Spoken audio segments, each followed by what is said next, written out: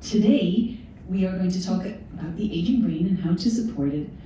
But I will say, everything I've talked about to date is still applicable here. So I don't get into a lot about the gut brain to date because we've talked a lot about it.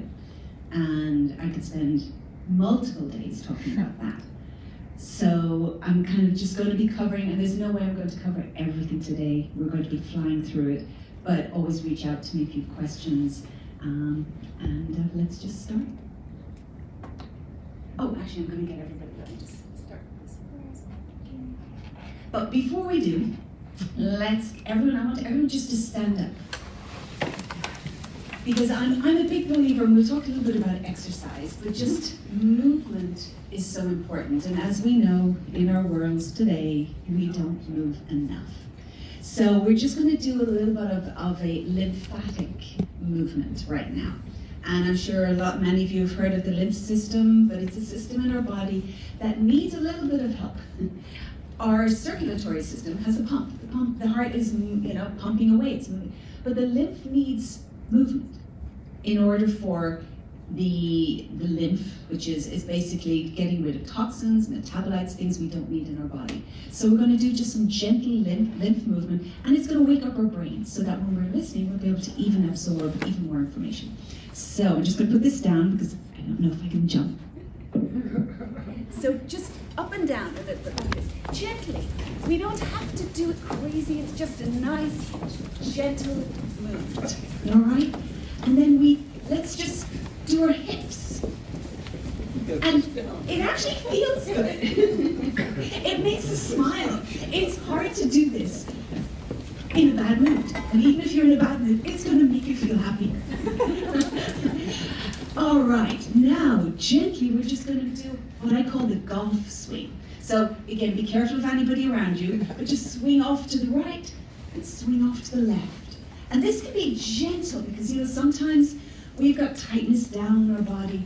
So do this, listen to your body and do it how your body wants you to do it. You may want to speed it up, you may want to slow it down. You may want to stop when you're up here and just feel that beautiful stretch. Again, up the other side for me. My body's a bit tight today. And then as you work through it, you feel looser and looser. All right. Now, this one is often seen in Qigong, where we're just going like this. So you're swinging your arms. And again, very gently at the beginning, because we're waking up our spine. We're saying good morning. How are you? And it's almost like, I feel like this can be a hug. You can almost be giving yourself a gentle hug. And as it loosens, you can get stronger, faster, but again, listen to your body. All right. And then we'll just finish off. There are lots more, but let's just finish off with one more. I want you to lift your legs up like this. And again, how comfortable it makes. Do not do anything that makes you feel uncomfortable. But we're stretching this area here. So this is getting a nice big stretch here, and we're getting our legs up. All right, let's just do one last little jump. And we can sit down. Thank you. This is a wonderful movement to do every morning. You can spend 1 minute doing it. You can spend 10 minutes doing it. It's up to you and what time you have in your home. It's also a beautiful thing to do before you go to sleep. Gently, not too strenuous. We don't want to wake up the body. But we want to get things moving because when you sleep, your brain is the most metabolic, that time of sleep is when your brain is the most metabolically active. So you want to give every support to your body when you're sleeping so that your brain can do all the cleaning out that it needs to do. So again, getting good restful sleep, which we're going to talk about, is very important. All right. So just a quick, this is me. I think most of you know me by at this stage. And again, I am not a doctor or a scientist or anyone who can diagnose. I always have to say that because I would get into trouble otherwise. So here, we hear some terms, and I'm sure you may have heard of them, but there is SCD or SCI, which is subjective cognitive impairment. We have MCI, which is mild. We have dementia, and then Alzheimer's. Now, the SCI is when you feel that you are struggling recalling names. Other people are like, you're fine. Other people don't really notice. But there are times when, you walk into a room and you're like, okay, why am I here? Or you're in the middle of a conversation, and this happens to me too, and I suddenly go, what were we talking about? So this, we are busy. There's so much going on. We're not always allowing ourselves to have some time. But when you do get to a stage that you're getting a little bit concerned that this is happening too often, that will be your SCI. The mild is when it starts that there are actually measurable changes in memory. But you can still manage your activities every day. But if you were to take a cognitive test, you would see that there are some impairments. And then dementia is really that umbrella term. And of course with our Alzheimer's, that is the most common cause of dementia, with up to 60 to 70% suffering from it. Now, we're going to some statistics. And I think we know about the statistics. 1 in 9 Americans over 65 are living with clinical Alzheimer's. 2/3, what's interesting is 2/3 are women. Okay? Wow. That, I think, needs to be explored a lot more. Is it hormonally based? Because I think our hormones are really being impacted these days. And because there's an awful lot of xenoestrogens, things like that are really impacting our hormones, estrogens in our food, things that are really damaging us. So is there a correlation? And I think some studies have been done. I don't go into it that much here, but it is interesting to know. So again, women, we need to really, dig down, and there's so many things we can do though. Over 16.6% of Americans aged 45 and older, and the highest prevalence is in Native Americans and in Alaskans.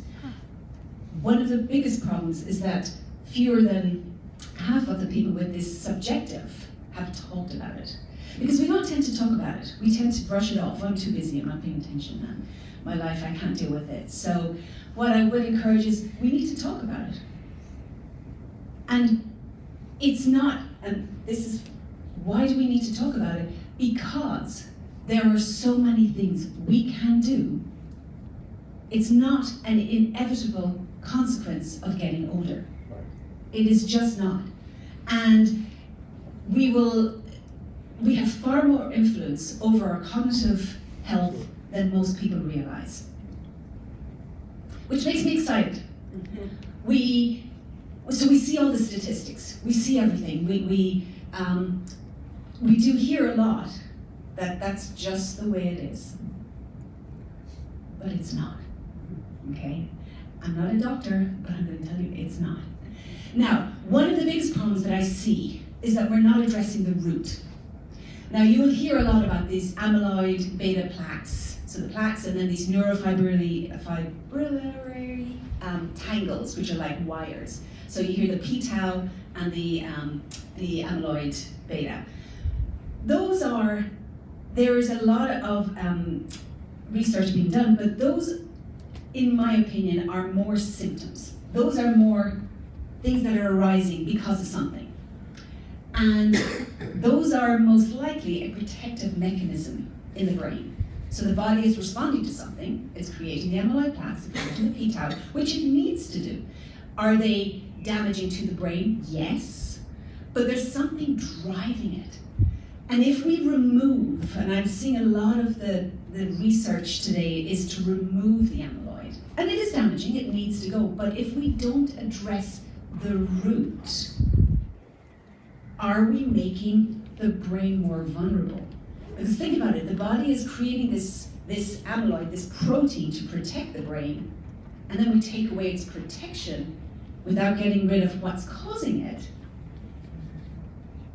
Are we helping the brain, or are we making it more vulnerable? So I think, and that's really what I want to get to, make very clear today is, let's get to the root. And if we can get to the root, we can make some Wonderful changes. All right, so of course, we get back to, this is kind of the slide that I had used before, but your nutrition impacts how your brain, your lifestyle, the toxins that go into your body. And of course, we see our wonderful Oreos and our breads and our trans fats, and then our lifestyle. So here we have very sedentary, but we could be active. And then of course, toxins. And I know this is a very simple, easy picture, but all of these do make a difference. So there are factors that play a role. Now, genetics, and you will hear a little bit, I don't know if anyone has heard about the genetics that can lead to kind of Alzheimer's or make you more susceptible. If you have a copy of the ApoE4 gene, you are 30% more likely. If you have 2 copies, you are 50 to 90% depending on the study. And then normally, without any copies of these genes, you would be about 9%. So then a lot of people will be, I've got to go out and check. I've got to go and see if I have those genetics. What I would say is, yeah, but shouldn't we be doing all the things to help support us anyway? Mm-hmm. We don't need to know if we have the gene or not. We just need to do all the things that I'm going to suggest. Inflammation, and I've talked about inflammation as well in the gut. Inflammation is a key driver of brain deterioration, of a key driver of poor ill health. So again, what's bad for the body is bad for the brain. What's bad for the brain is bad for the body. So inflammation and things such as, there are so many things that can drive inflammation, but here I'm food sensitivities, when you're not breaking down foods, when you're not digesting foods, when they're sitting in your gut, those can cause inflammation. Celiac disease, for instance, is one that could cause a lot of inflammation. You've got your leaky gut, that's caused by poor digestion, foods that are irritating. Toxin exposure. Toxin exposure in this world of ours is pretty much prolific. We are exposed to so many toxins. We are exposed to toxins in the air, in the water, in the food that we eat.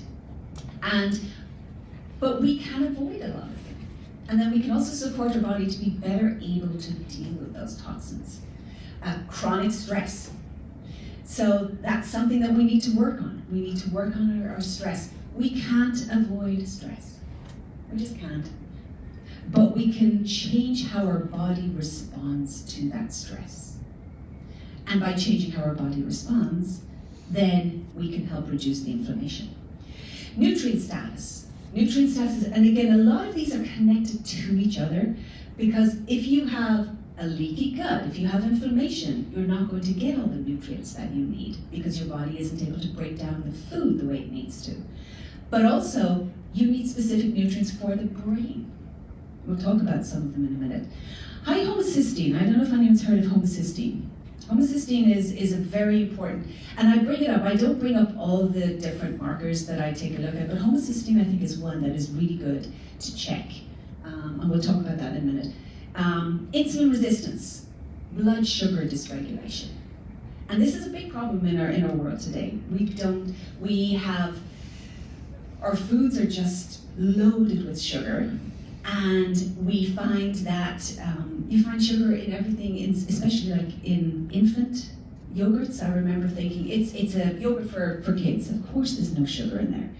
The sugar for kids has the highest level of sugar. And so we start off sugaring our kids. And this is the way and I remember, of course, I gave my son plain natural Greek yogurt, went into a school, brought in the plain yogurt, and all the kids went, what is this? And I said, this is yogurt. You can add honey, you can add to it, but this is what it should be. But we've already started that process, unfortunately, when they're younger. And so insulin resistance and metabolic syndrome are huge problems.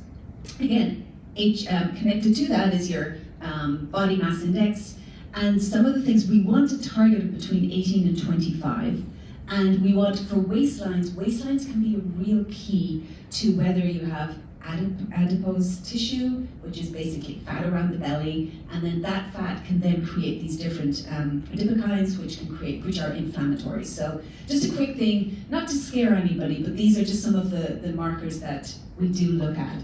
Hormone imbalance, like I was just mentioning there, toxins, as I was mentioning, weakened immune system, and then a weakened gut, which can create a lot of inflammation.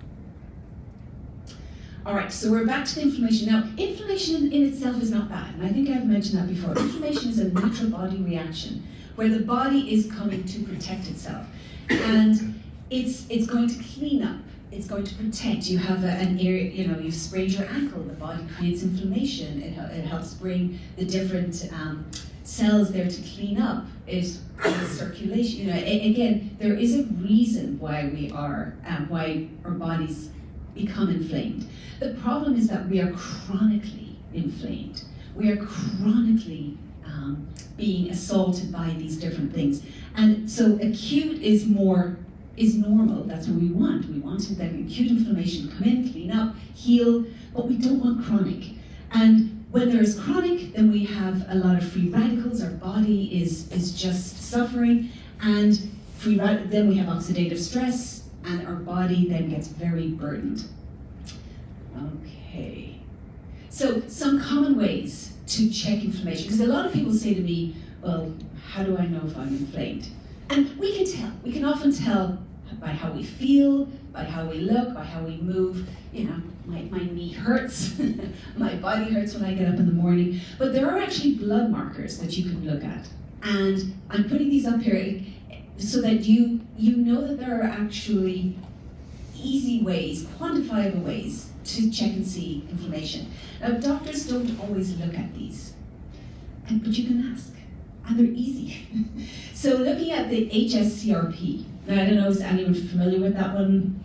Okay, so that's the high sensitivity C-reactive protein. And we want it below 0.9 for mg/L. Now, ratios of albumin and globulin, those are proteins. And again, fairly common proteins that you will find. These are pretty standard in most blood tests. The HSCRP not.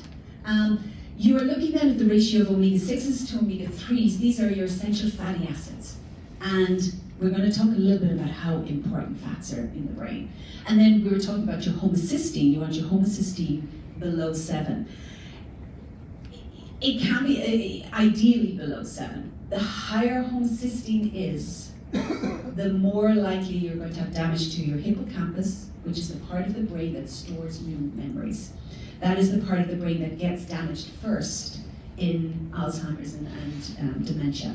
And so that hippocampus is the place where new memories are stored. You're starting to file away. It's the kind of that librarian. And that is why we often see that new memories are not formed, but old memories are already okay. So that's why you can remember your what you did in school, but you can't remember what you did yesterday. So it's that hippocampus damage that we want to avoid. All right, and again, I've talked about this in the past. Diets high in refined carbohydrates cause inflammation. They've poor quality fats, they're high in trans fatty acids, and they're low in antioxidants. So there is no benefit to these. So we're talking about sugar, refined carbs, artificial sweeteners, foods, and again, depending on the person, it can be, certain foods you may react to soy, you may react to eggs, you may react to anything that's genetically modified. Our body doesn't know how to respond to genetically modified foods because there's often pesticides in there. There's things in there that our body has not eaten and goes into an inflammatory response when it sees them because it's like, oh, what's this? A lot of people, I don't eat a lot of meat and I like vegetable burgers, but I like vegetable burgers. I don't like the fake meat burgers. And the fake meat burgers, everywhere I go, I'll ask, do you have vegetable burgers? And I'm like, yeah, here you are, here you've got your fake meat burgers. And I'll say, but that's not a burger, that's not real, that's not vegetables. And our body doesn't recognize a lot of those ingredients in those products because they're made in a lab. The SAD diet, I talked about that before, the Standard American Diet, which we get processed foods, your seed oils, soft drinks, because very often there are artificial flavors in there, artificial colors in there, and there's also a lot of sugar in there. Mercury-laden foods. So again, just eating clean. Now, to the homocysteine. Homocysteine, it's a marker of inflammation associated with brain atrophy. It's gets higher when certain nutrients are suboptimal. And you can see here some of the products foods that it comes from, but it requires sufficient levels of B vitamins. B vitamins are really, really important. And very often when we see it high, we will supplement with B vitamins. You could eat a lot more foods with the B vitamins, but if it's very high, I do suggest bringing it down as much as you can. The B vitamins, very important thing about the B vitamins is that it needs to be active forms. And by active forms, these are specific forms of the vitamins. So for B12, it's methylcobalamin. For B9, it's methylfolate. And then for B6, it's going to be pyridoxal 5-phosphate, P5P. So there's specific forms, and you'll see them, they're called methylated B vitamins. And most people need those forms, because without those forms, you're getting a form that is synthetic, that the body needs to convert, and the body's already struggling, so it doesn't really need that extra work. You will often see and that's why having good quality supplements is really important. I know they're more expensive, and I have this argument with my aunt every few months. She said, but they're way cheaper, and I'm not spending as much money. And I'll say, yes, but you're actually, all that money you're spending, you might as well flush down the toilet, because they don't work. So, good quality, and methylation is something that you'll hear is very important. Methylation is basically turning off and on genes. That's just kind of a simple way of describing it. And so methylation, in order to do this turning off and on our genes, we need B vitamins. So B vitamins, they are so important for a healthy brain, so important for our body, so important for our nerves. And again, we're just on the homocysteine, it can be checked easily by a blood test. We kind of go back to the diet. We've got to nourish the brain, reducing inflammation. So our whole food diet, high quality, nutrient dense, our soul food that I talked about before, I just have to keep bringing it up. Soul is seasonal, organic, unprocessed, local, as much as you can. Eat the rainbow. There are benefits to each color. Antioxidants, they have so many antioxidants in that rainbow. Polyphenols are a type of antioxidant, and they have things called flavonoids, and so berries, cacao, green tea, herbs, and they help improve circulation, and then they help lower blood pressure, they help reduce inflammation. Blueberries, anyone here like blueberries? Blueberries are wonderful. So blueberries, what I like to do with blueberries is that, I like to eat them as they are, pop them in some yogurt, but if you just boil some blueberries, just put them in a saucepan, boil them down, add in a drop of water and just boil them down. Don't add anything. They get super sweet. And this is almost like a treat. And then I'll add that to yogurt. But when you boil down blueberries, it makes them much richer, much more syrupy, but you're not adding sugar. You're simply just using what's there. And it is a delicious type of syrup that you can add to anything you want. So supplementing. So if we get to a stage, and I think with regards to when I look at labs, when I look at kind of the symptoms, supplementing can be beneficial, and I have some supplements in here. What's interesting so A, E, and C, these are super antioxidants. Interesting with A and E, both of those are fat soluble. So when we have foods that are high in vitamin A and foods that are high in vitamin E, if we eat them with fats, we will actually absorb them even more. And I have a quick list here. So things such as vitamin C. Well, does anyone know what vegetable is very high in vitamin C? Apart from oranges. Goji berry. There's goji berries. Broccoli has vitamin C. I never think about that. How much do you lose when you cook it? It depends on how well you cook it. So I don't know exactly how much you lose. If you're cooking down to the state where you pick it up and it goes, then it's not much left. If you're cooking to a stage where it's still nice and crunchy, you're still getting a good bit of it. Raw can be good, but then not everybody can support raw foods. So it really starts getting into the individual. But for instance, red bell peppers will have both vitamins A and C. And so if you cook the red bell peppers with some olive oil, now you have got the fat in there. And so you're going to be absorbing those nutrients even more. So again, eating a whole food diet, mixing in your healthy fats, really important. Okay, so yes, we're getting on to brains need fats. Brains need fats. I will say this over and over again. The brain is 60% fat, and half the dry weight of a brain is DHA, which is a type of omega-3. That's the membrane that goes around the cells. And if we don't have enough healthy fats, it can lead to impaired thinking. And unfortunately, in our world today, there was the huge big drive to low fat, low fat, low fat. We should be not looking to low fat, we should be looking to healthy fat. Healthy fats like our avocado oils. I love coconut oil, olive oils, your nuts, your seeds. So really looking at those.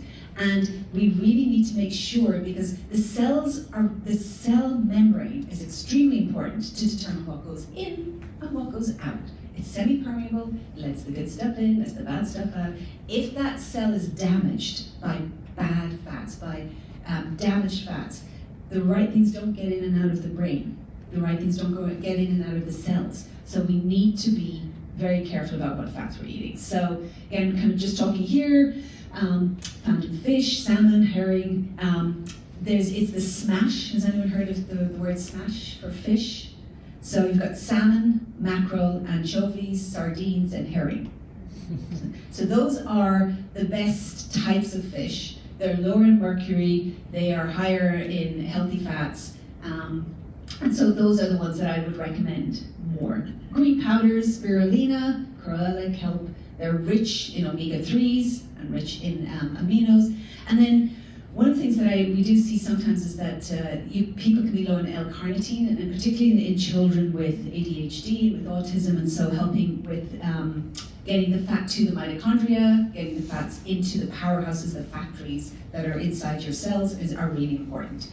So I will say this over and over again, remember to remove those inflammatory oils. Cholesterol. Cholesterol is an interesting one. Cholesterol is a key part of the cell membrane. Actually, before we go there, who thinks cholesterol is bad? I use It depends. Good and bad. Okay. Depends Okay. on the level and what type. Yes. Doctors. Doctors. Yes. And they're right in that cholesterol is an indicator that there's something, and again, this is what we keep going back to. All of these things that we see are indicators that something's going on in the body. The question is, what?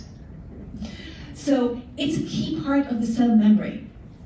And low cholesterol is actually more associated with cognitive decline than high cholesterol. Cholesterol below 150 is not great. So something just to pay attention to. You're more likely again to suffer brain atrophy because you need the healthy fats for that cell membrane.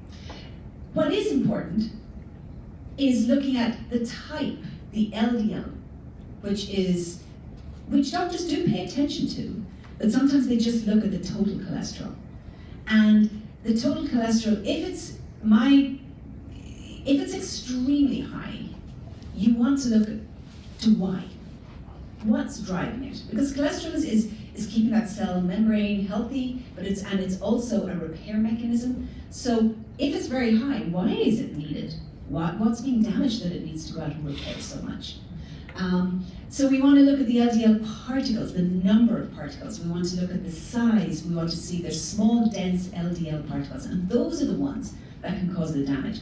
But taking it down without doing something about why is, and I've used this analogy before, it's like turning off the fire alarm. Because the fire alarm is bugging me, it's loud, it's noisy, but not putting out the fire. The fire keeps burning. Might be smoldering for a little bit, but it's still burning. And interesting enough, the APOE4 gene is actually not, when you have it, that lipoprotein is not as good at transporting cholesterol, which may be one of the reasons why it's problematic. That was just kind of an interesting part that I found. And again here, a quarter of all the cholesterol in the body is in the brain. All right, some other important vitamins. Vitamin D, very important. Vitamin B12. I've kind of given some targets here, but the D, again, can be easily checked with a blood test. It is really important. We know about vitamin D for hormones. We know about it for bone health. We know about it for those sort of things. But vitamin D is really important for the synapse creation. The synapse is the gap between the brain cells. So you've got brain cells that are neurons, and they have this gap between them. That's the synapse, and that's where messages are passed back and forth using chemical messengers called neurotransmitters. Don't need to know all of that, but just know that vitamin D is really important for helping build that space where all the communication goes on. And without enough vitamin D, we can it can be serious. And what's surprising again, even here, where we do have a lot of sunshine, because we tend to cover up, we put on sunscreen, we don't go out as much, a lot of people are low in vitamin D, and it's something I do recommend checking. I do, however, always recommend, if you were to supplement, don't supplement until you know your level. That's very important. And that's also with everything. Supplements are great, but we want to know where we are. We don't want to just, and I see this, and I've also been, victim to it as well. Oh, this is a cool supplement. I need this. I probably need B vitamins. Oh, I probably need this. I probably need that. And you're targeted and ambushed on Facebook and all these different social media sites of try this, try this, try this. But I do think it's really good. It's a better idea just to see where you are first before you start adding things in. Because first of all, you need to get a baseline. And then you can check later to see if what you're taking works. And if it doesn't, then you don't do it. B12 is just so important. We talked about B12 for homocysteine. B12 is very important for your nerves. It's for building, it's for repair, detox. I mean, there's so many reasons why B12 is important. And it is connected to forgetfulness, impaired thinking, and then confusion. So I do think that B12 is very important, and also that can be checked. All right, these are some other nutrients. I'm not going to go through them. I've kind of touched on them before, but zinc, copper, and magnesium. And you will be getting a copy of this so you can read through it. But sugar is more damaging to the brain than anything else. So we think about, cholesterol and all these things. No, sugar. Sugar is the one that we really want to be careful about. And it causes inflammation. When we eat too much of it, it gets stored in our body as fat. And when those fat cells then release these inflammatory markers, it creates something called insulin resistance, which you eat something with a lot of sugar, and then your body has to move that sugar into the cells. It releases the insulin, which is like the little car that comes and picks up the glucose and tries to bring it into the cell. And it's, but there's, you eat, you have your very sugared yogurt, and then you have your sugary cake, and then you have your sugary this, and then you have sugary that, and the insulin is going, okay, I can't keep up. And finally the insulin just goes, I give up. Well, the pancreas is producing insulin, but your body is producing all this insulin, and it just cannot keep up. And it just then decides, I'm not doing it anymore. And I'm resistant. And so your cells, even though they are desperate for, because your cells need the glucose, your cells do need the sugar, they don't need it every moment of every day, 24 hours a day. They need it at certain times. When you've done a lot of movement or exercise or brain work, but it doesn't need the sugar all the time. And insulin resistance is a huge issue, where your body's cells need the sugars, they need the glucose, but the body has given up because it's like, I'm tired, I'm done. I've been bringing it down the whole time, but I can't do it anymore. And the problem though is that there's also some signaling that goes on with regards to insulin that also signals to neurons in your brains to stay alive. So when insulin resistance happens, it also impacts your neurons in the brain. Another interesting thing is with regards to insulin. When your insulin, you produce insulin, it's supposed to move the glucose into the cells. The insulin is left in your body and you have to break it down. So it has to be degraded. But when it's being degraded, So you have a specific enzyme that degrades it. Now you also have your amyloid beta plaque. The exact same enzyme is used to break down both the amyloid beta, to break down that plaque, as is needed for breaking down insulin. If it's breaking down insulin, it can't break down the amyloid. So everything in the body is connected. And when you tie the body up doing something that it doesn't really want to be doing and shouldn't be doing, it can't do what it needs to do. All right.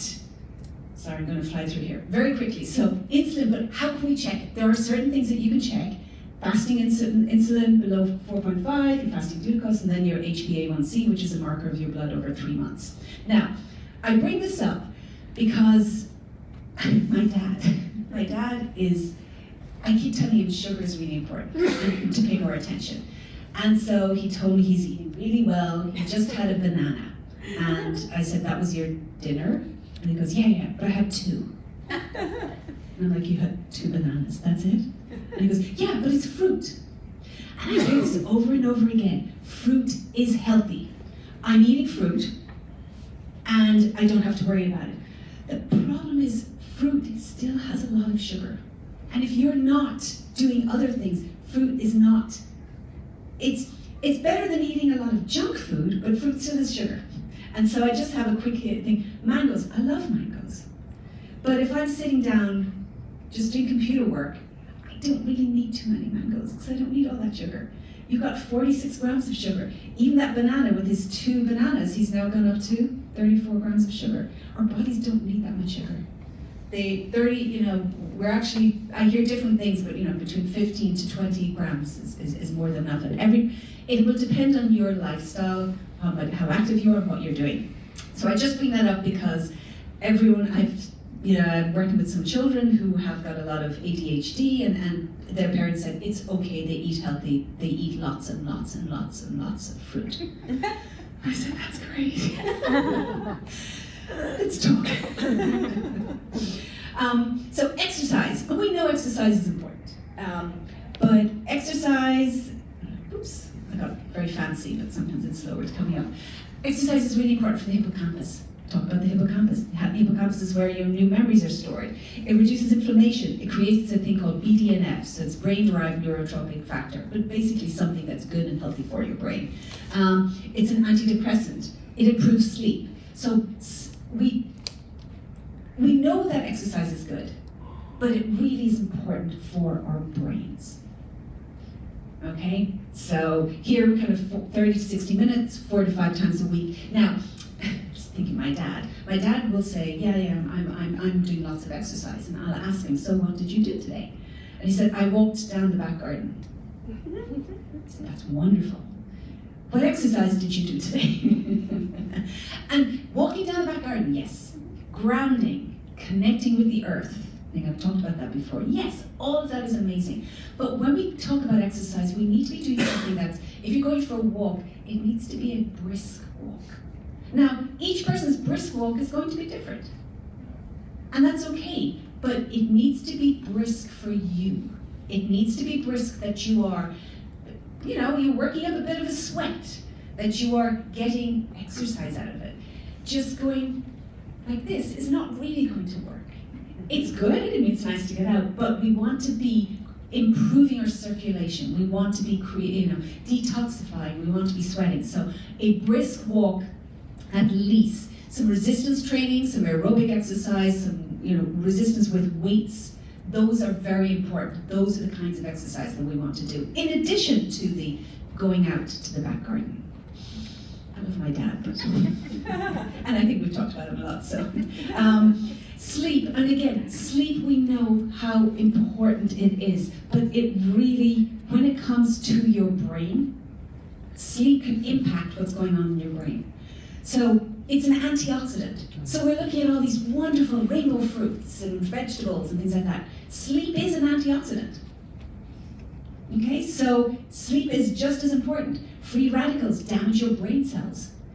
During sleep, that is what I was talking about. That's when the brain does most of its clearing. It has this lymphatic system. It gets rid of all the stuff it doesn't need, the metabolites in the brain. So if you don't get enough sleep, your brain cannot detoxify, and those build up, and some of those, and that will cause inflammation, which then can cause neurodegenerative disease. So again, sleep is extremely important. And chronic sleep deprivation accelerates aging. Sleep habits, and I'm sure a lot of you have heard about sleep habits. Really important, and it's really hard in our world today because we're on devices, blue light, watching television, working. Our lifestyles do not allow for it. So try to see what changes you can make. If you're looking here and you're thinking, I can't turn off a device 2 hours before I go to bed. Well, what can you do? So maybe you can put on blue light blocking glasses. Maybe you can turn off all the really bright lights in the house. Everybody's going to be different. It's difficult to do it perfectly, but I encourage you one step better. Just make one little change, and then you can make the next change. Winding down, music, reading a book, herbal tea, journaling. Again, depends on your lifestyle. And also keeping a room warm, or cool. Cool is very important, much better for you and much better for sleep. All right, melatonin. Again, melatonin is very important. Lots of things can reduce our melatonin. Melatonin rises at night, it goes down in the morning. It has this inverse relationship with cortisol. Cortisol goes down at night and it comes up in the morning. It gets us up and moving in the morning. So again, just various different things. But certain foods can help increase your levels of melatonin. There are supplements, but I always, I'm a big believer of trying to do as much as you can with foods. And these are just some tart cherries, bananas, but again, not too much banana. A little bit of banana with a little bit of fat can be, helpful. Walnuts, but tart cherries is one that's used quite a bit to increase melatonin levels. And then we hear a lot about this thing called phosphatidylcholine, PC, and it helps build cell membranes. It supplies choline for acetylcholine, which is a neurotransmitter. It's a neurotransmitter that it's based on fat, it's built from fat, and it's a very important one for kind of a healthy brain. They've seen that with this 47% lower risk in dementia in this Framingham study, and lower dietary choline has been associated again with Alzheimer's. So 2 eggs, and remember we thought eggs were good? Eggs can actually be quite beneficial. So they can provide up to 300 milligrams of choline. Sorry, now I'm going a bit late. And then the last thing, PBM is photobiomodulation, is something that's showing really good research at the moment. And that is basically using red and near infrared and supporting the brain through helping with bringing down stress, neuroinflammation. It also helps with improving the connectivity and the communication between neurons.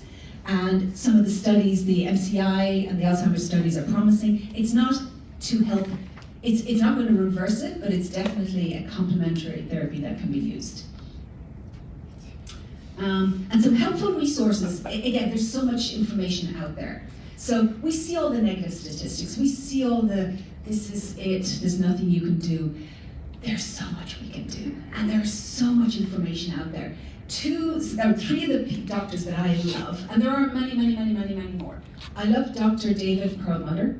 He has a book, it's Brainwash, Brainwash is this one, and then Brain, and he talks about the inflammation that's caused by grains. And he's a fabulous kind of resource.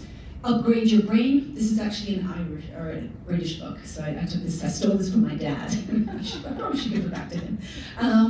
And again, just kind of talks about the different things that we can do. And then this one, I don't know if anyone's, I know Christina's heard of it, but Dr. Dale Bredesen, wonderful doctor. He's from UCLA. This is The End of Alzheimer's. Highly recommend. It's a dense book. Have you read the book? Yes. It's a dense book. It's quite, lots of information in there. But the one thing that he does give is hope. A lot of hope. So, and that's really what I want you to go away with today, is hope. There are so many things we can do. And Our genes are not our destiny, and our diagnoses are not our destiny. We have the power. We can do so much. And it makes me excited. Like, I could talk about this for hours, as you can tell. Because there are just so many things. Oh, sorry, before I go. There's an interesting cognitive function test that you can do online. This is from Patrick Holford. And there are various different cognitive tests. There's resources, there's information. Go on and take a look, see what's there. There's a lot of really interesting things. Mindfulness, we know as well, is very important. Meditation. And I'll just go back to this again. Cognitive decline is not simply an inevitable consequence. There's the genes, the age, those things, they matter, because with the age, you've been exposed longer to toxins, you've been suffering from inflammation longer. That's the reason I think that's where age comes in. But things such as your blood sugar, cardiovascular health, your nutrient status, inflammation, the exercise, sleep, hearing. There's a lot of other things that I didn't get into. Hearing and vision are also very much connected. Social connection. And I didn't get into that today because that could take a whole talk. But social connection is extremely important. The more isolated you become, the less engaged, the less work your brain has to do, the more it's going to atrophy. And then sometimes you don't even eat as much. I just look at my dad and he doesn't get out, he's not eating as much, you're not getting the nutrients. So it's this vicious cycle. So social connection is extremely important. And I did read that the downhill slide starts around 40. I know that sounds a bit but I think the message here is the sooner we deal with it, the better. The sooner we see something, the better. And that's just not just for brain health, but for anything. I have a nickel in my knee. Am I going to keep running and running and running and running? Yeah, I might. But eventually it's going to suddenly then be so sore I can't do anything. How about maybe I do some physical therapy right now, get it strong, so that in 20 years' time I can still run. That's the same way with the brain. Let's do things now so that we don't have to deal with them later. And what was very interesting, and again, the 2020 Lancet Commission did a report, and they said that 40% of the dementia cases are worldwide attributable to modifiable risk factors. And they then did another report that increased it to 45%. Now this is mainstream media. This is media that doesn't believe you can do anything. So if they're saying that it's 40 to, let's say 40 to 50%, what are the real figures? So there are, and I believe we can do much more. It's definitely underrepresented. Now there's a cute video in here, I won't play it now, but it's a lady who started following the protocol, making changes, and it's like a minute and a half, but just watch it because it's funny, it's cute, and she's like, I started doing these things and I can do crossword puzzles and I can do, and that's really, again, what I want to leave you with. There are so many things you can do, and then I just have so many things that you can do that are beneficial and that can make a difference. And we have so much more control. Thank you.